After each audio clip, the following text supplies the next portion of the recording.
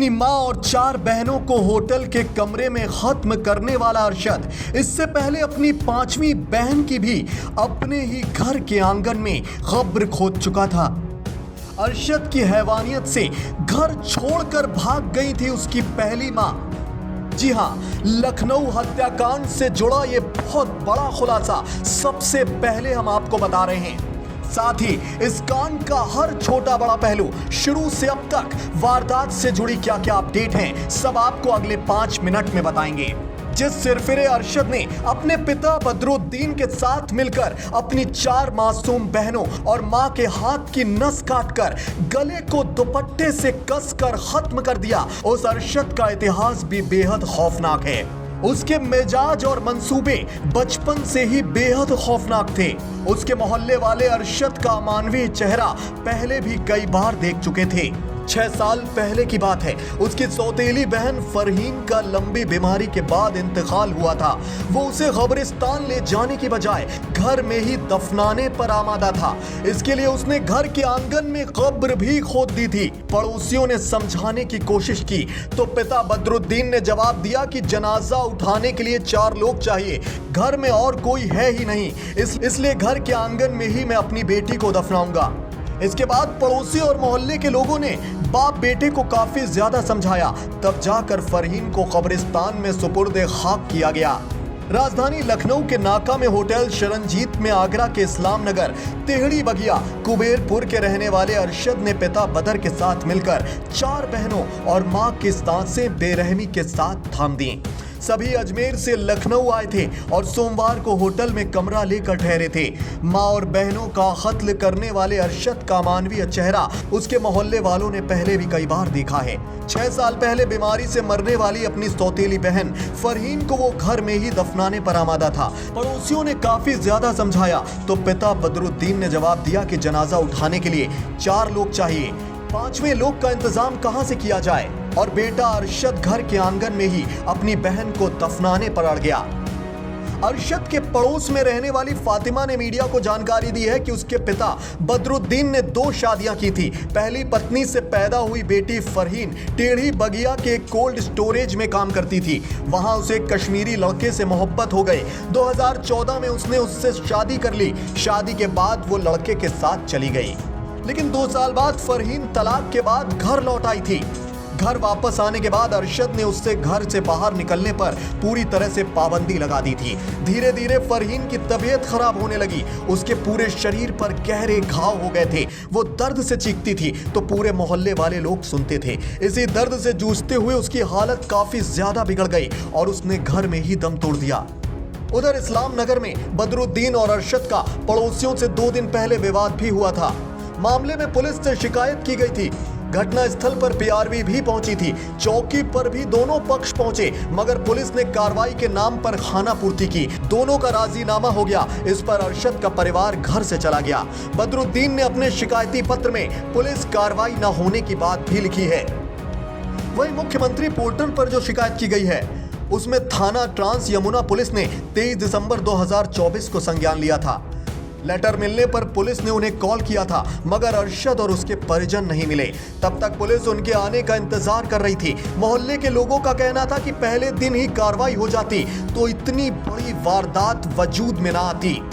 बताया जा रहा है कि हत्या से पहले आरोपी बाप बेटे ने सभी को शराब पिलाई। अरशद ने इस दौरान वीडियो भी बनाया।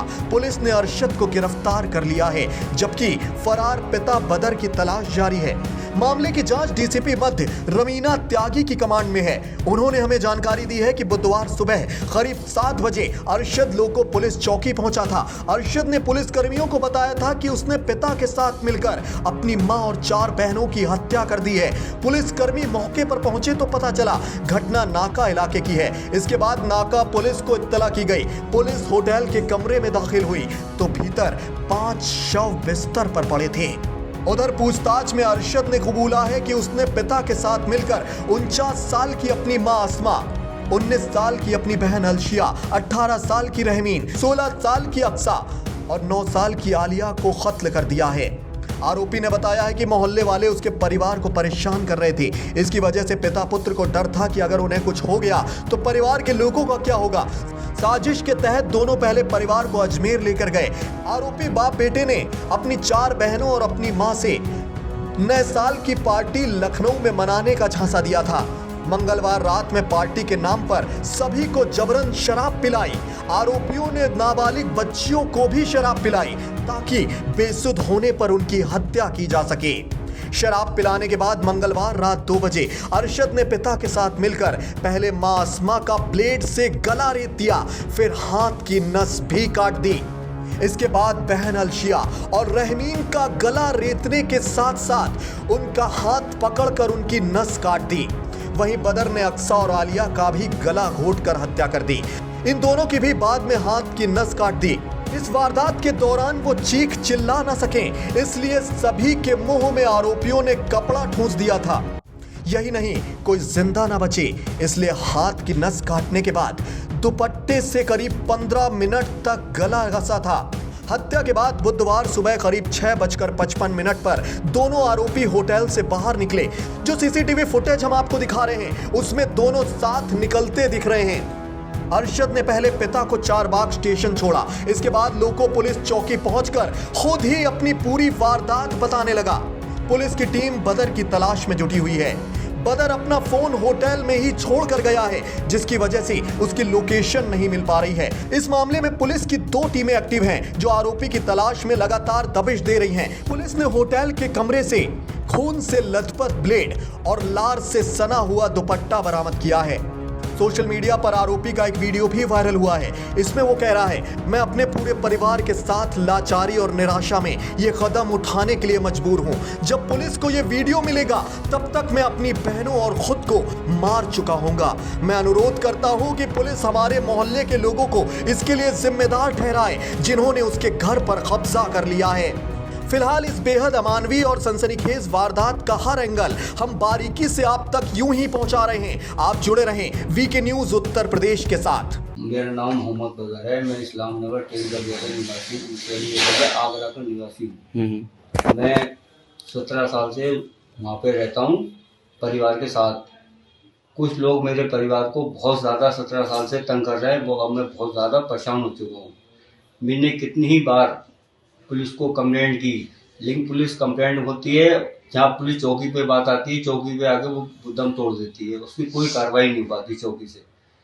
अभी 16 तारीख को उन्होंने मुझसे बेवजह झगड़ा किया। मैंने पुलिस में कंप्लेंट कराई तो शाम को हम पे दबाव डाल के पुलिस ऑफिसरों ने उसको समझौता करा लिया। उसके बाद फिर उन्होंने 18 तारीख को सुबह 8 बजे फिर हमसे सबसे झगड़ा करा। पूरी बस्ती में लेके उन्होंने झगड़ा करा, क्योंकि उन लोगों को हमारी बारे में पता चल चुका था कि हम इस्लाम धर्म छोड़ना चाहते हैं। इसलिए उन लोगों ने हमें सबसे जान से मारने की कोशिश करी। हम लोग पूरे परिवार के साथ सड़कों पे भटक रहे हैं, हम बहुत परेशान हैं। वीके न्यूज उत्तर प्रदेश उत्तराखंड, सच का सारथी।